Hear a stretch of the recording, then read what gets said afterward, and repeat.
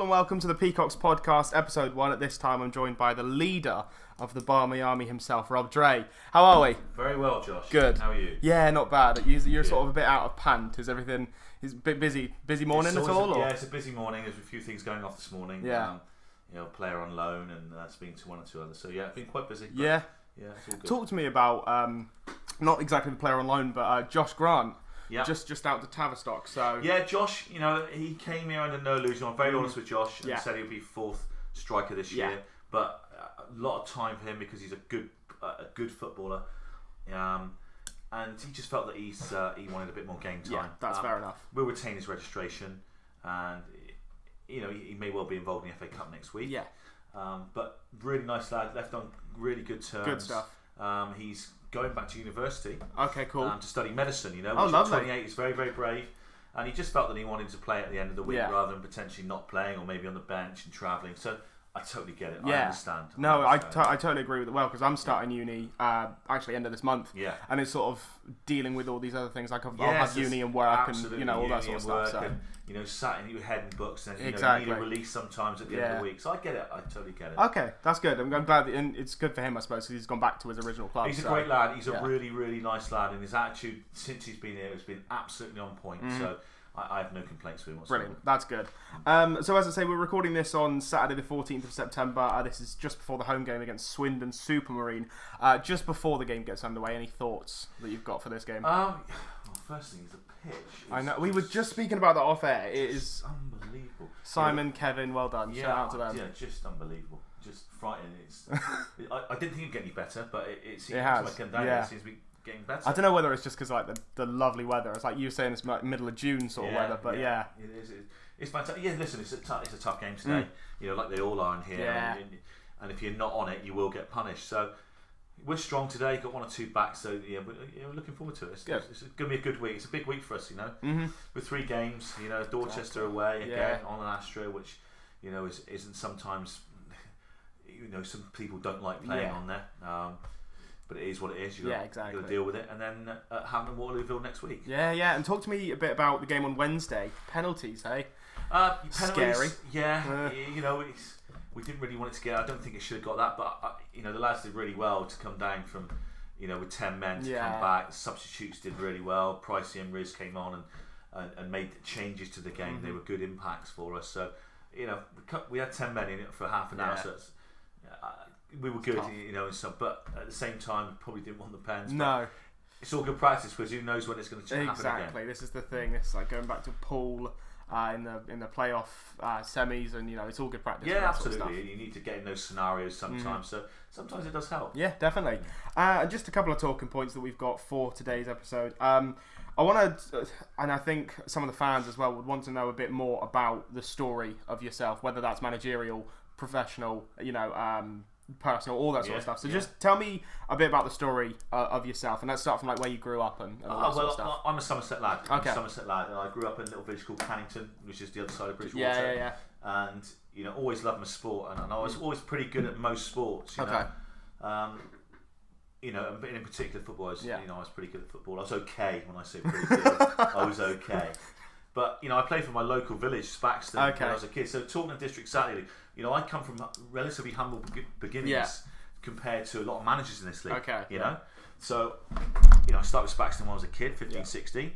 Played for them for 5 years with my mates, 6 years, and then I got spotted by a guy called Alan Herford, who's the old Bridgewater Town chairman. Right. Okay. Who in turn became a good friend of mine.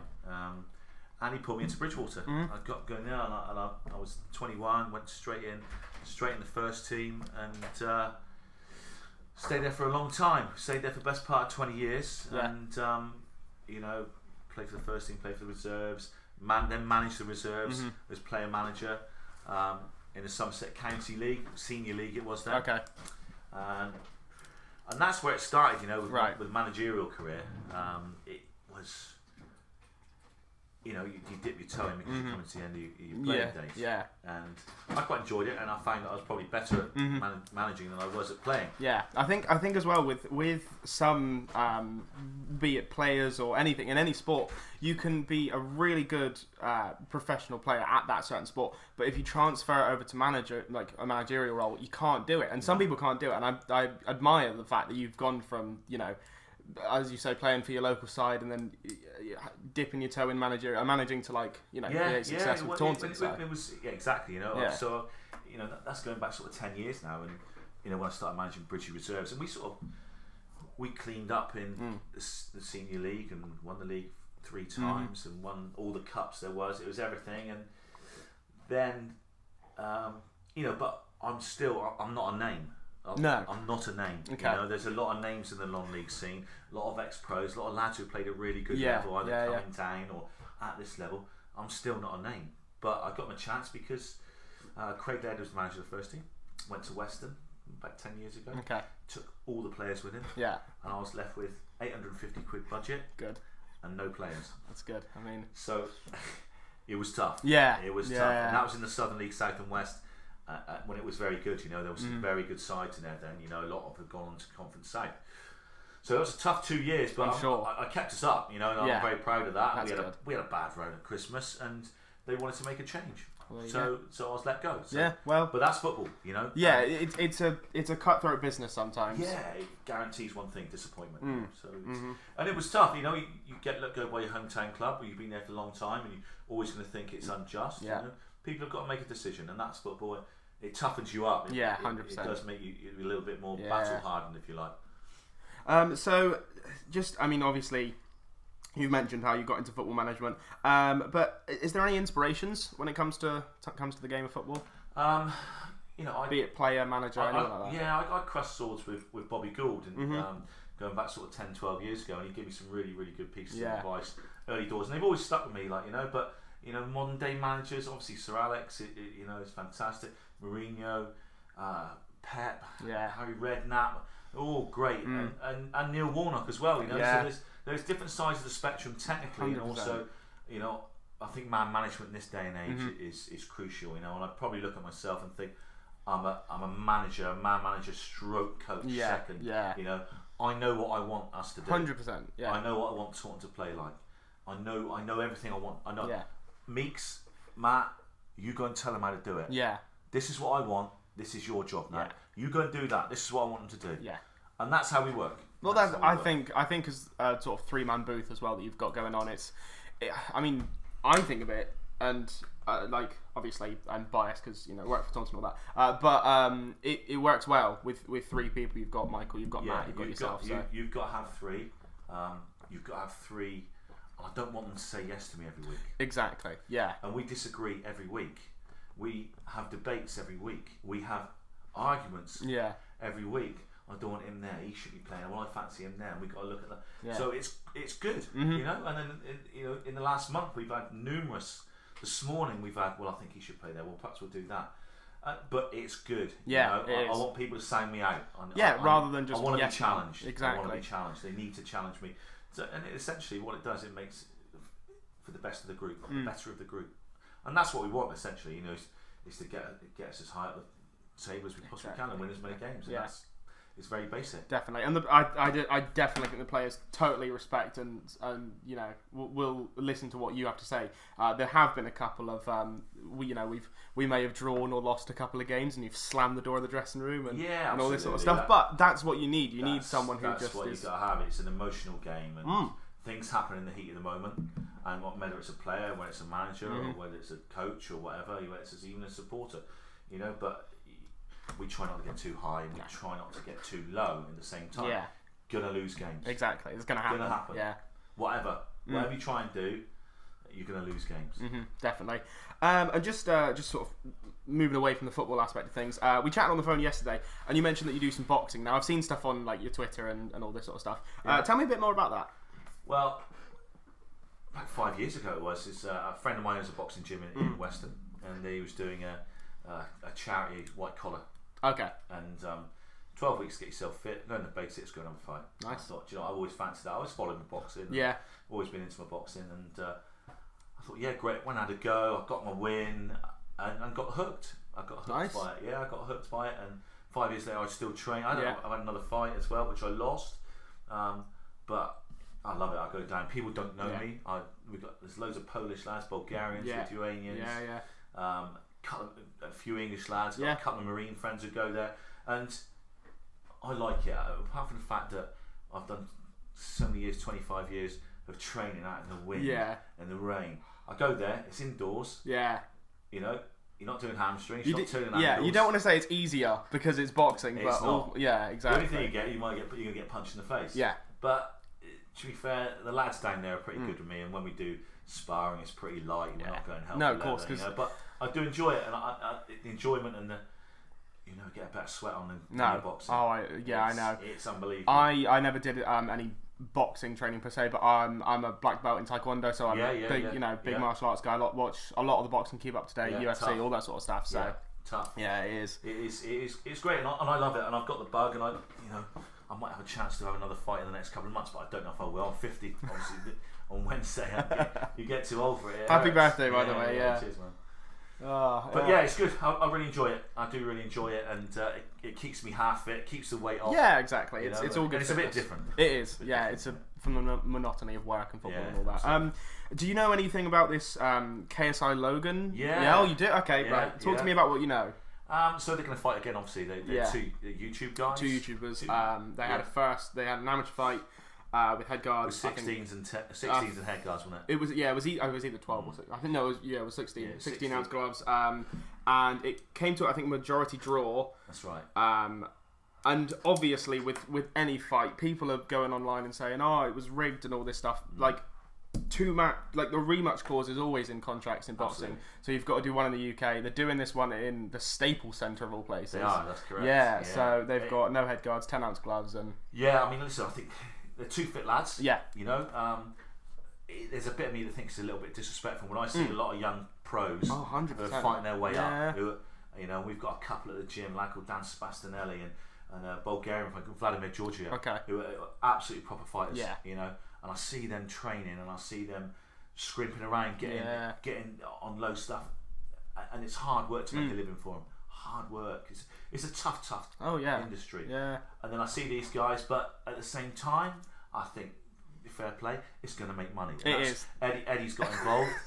It's going to make money. Exactly. The funny thing is, you watch interviews with Eddie Hearn when the first fight happened, and it's like, oh, well, these two YouTubers, what? But then as soon as he sees the dollar signs, Eddie Hearn's straight in. Fantastic. He's revolutionised boxing. Oh yeah, 100%. And he's fantastic for the sport. And I think, listen, one thing I do know about is that when you've got no head guards and you've got 10 ounce gloves, then it stings. Oh yeah. I think. I mean, obviously, people are like, with this amateur fight, everyone online and all the kids and stuff, and just like, oh yeah, KSI's going to get knocked out.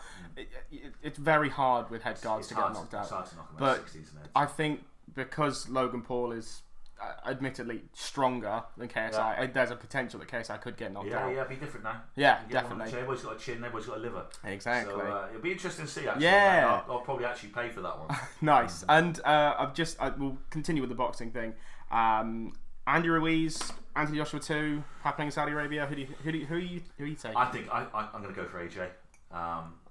Okay. I think he won't make the same mistakes. No. What was this thing as before as well? Like he'd been, was it knocked out in sparring? There was some rumours. Yeah, there's rumours about that, which there is most fighters put down in sparring, and it does happen. Yeah, it does happen. 100%. They've all had it. Everybody's been put down in sparring, even the greats. But I just feel AJ will do too much homework. Something wasn't quite right that night. No, you could tell. Nobody will really ever know, I don't think. No. Whether he was concussed or not, I don't know. But I think he'll have too much for him this time. I think he'll have learned his lessons and he'll show the levels that it is. Yeah, but it's heavyweight boxing. It is. Yeah, one punch and that's it.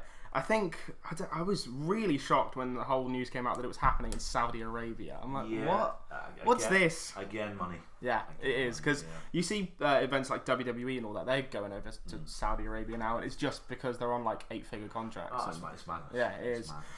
Just going back to the football as well, what I actually do want to say just quickly before, fan questions. Obviously, there are none this week because it's the first episode. But if you want to send in a fan question for Rob, for any of the boys, you can go to Taunton Town's social media, which is at Taunton Town FC, or by emailing media@tauntontown.co.uk, and then you'll be able to, keep it clean, please, because this is an official Taunton Town product. Although, speaking of that, we had Meeks do a post-match interview just after Winchester, and you were like, oh yeah, game of two halves, all this stuff, like all manager stuff, and then you get Meeks go, yeah, it's crap first half. I was like, thanks. That's Meeks.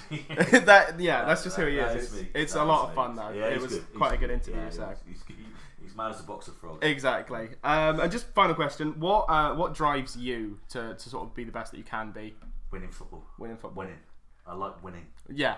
I like winning. Yeah. I like winning. Mm? I like winning. I like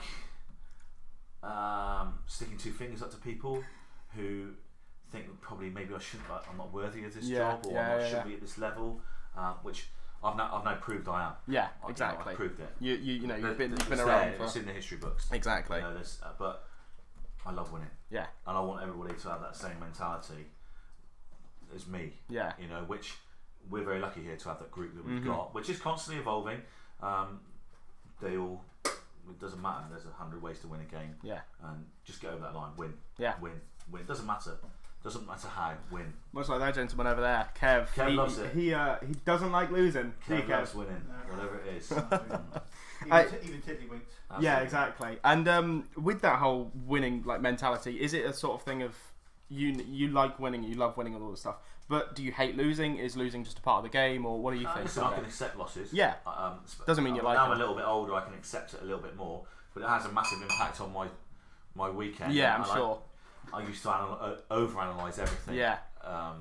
Every kick, but sometimes you can't. You've got to put it in a little package and then move aside, because you've got, in this level, you're going to have the next game and the next game and the next game. Yeah, you've always got to look sort of. And you just got to keep evolving. Yeah. Your players and everybody else. We're very lucky here. We've got a great group of players. Yeah. Good, but they're good lads, which is the important thing for me, was to have good lads with us as well. Yeah, it's almost like you're not just their manager or their coach or whatever. You're actually a friend, and you want to.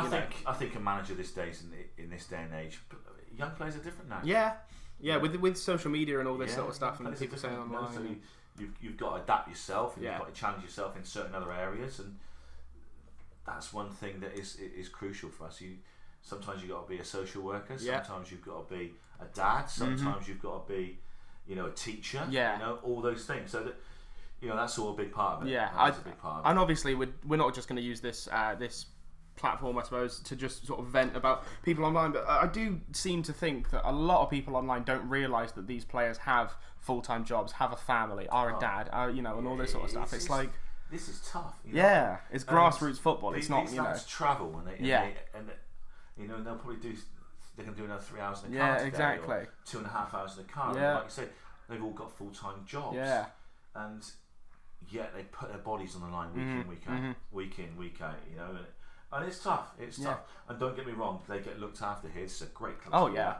And we haven't got the biggest budget in the league, and we haven't got the smallest, but we've got a good one, which a lot of people work really hard to pay these players, and they get paid well. They get looked after. Yeah. But like I said, it's not the biggest, not the smallest, but still, it's tough.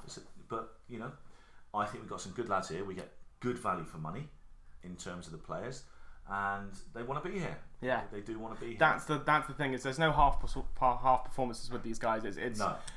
They love, obviously they love to play football, and that's why they're here. But they love Taunton Town almost. This is a great place. It's a great environment. Which has been built over 4 or 5 years, and a little bit before I was here, and something I've been keen to carry on, and just doing all those small little 1%ers that do help things in terms of making the environment right and making all the little bits right. Yeah.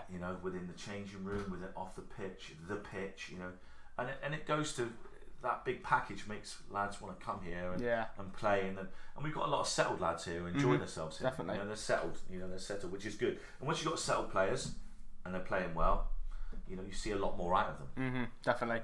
And just last question. You mentioned about a couple of loan players bringing in and all this sort of stuff. And is there anything you can tell us in regards to maybe new players, maybe players going out, or all this sort of stuff? We're obviously we're quite strong. The squad's quite strong. I want a strong top end because there's so many games leading up to the end of September. Yeah. We're going to get Pierce out for a few games. He needs a few games, but that didn't quite happen today. Okay. Obviously, Jack Rice is at Bideford. Yeah. Noah's going to come back to us, and that's good. He may go back out again to get some more experience. Yeah. Because him and Luke Manny are doing really well at the moment, and Luke's playing at Willen. So it's just a fine balancing at the moment. Plus, we've appealed for Grimesy's sending off. Right. Okay. Yeah. I didn't actually see the footage of that. I don't know what happened because as soon as I saw it, I thought it was incredibly harsh. And, and watching it back 50 times over the last couple of days, we've taken some good advice and we're going to appeal against it. Well, that's good. So hopefully we'll see what happens. Things go well and but in terms of everything else, I don't think you can ever be happy with. You've constantly got to be looking to raise the bar a little bit. Yeah. Can you squeeze something else? It can a potential player do. But what I don't want is, a mass of players in and out every year. Yeah. Because that makes it very difficult. But these lads have been here for 2, 3, 4 years, some of them now, and what that means is they know what you want. Yeah. And I say to all of them, all the new players who come in, I want 3 things. As long as I get these 3 things to the utmost of your ability, and that is attitude is nailed on and off the pitch. Whether you're playing, whether you're on the bench, whether you're whatever, you keep yourself ultra fit. Yeah. You keep yourself absolutely ultra fit and play well. Good. You do those 3 things, you're not going to be far away with things. No, exactly. With anybody. Everything else will come into place. Everything else will come into place. And to be fair, the group we got, they're outstanding. They're superb. And again, their record in the last couple of years shows that. Yeah. So as far as other players, new players coming in, I'd never say never. I get players and loanees and all sorts. We've got great relationships with the league clubs now, and that's not just Exeter. Plymouth, Bristol City, Bristol Rovers, great links. Which allows people like Harry Kite to come in and and all this sort of stuff. I look at Zach Smith and Harry. Exactly. And Brad as well. Brad hasn't quite had the chances the other 2 have had, but I mean those 2 in particular have been just outstanding. 18-year-old lads. It's superb. It's crazy. So there may be another one of those around. It may be that we get a lot of players wanting to come to us, and they've got to fit in a lot of ways, not just monetarily. They've got to be good lads. They've got to fit in what we want to do. So listen, we're always looking to tweak it. But, we've got a good group here. Good stuff. Well, Rob, always a pleasure. Josh, thank you. Yeah, no worries. And that, ladies and gentlemen, is the Peacocks podcast.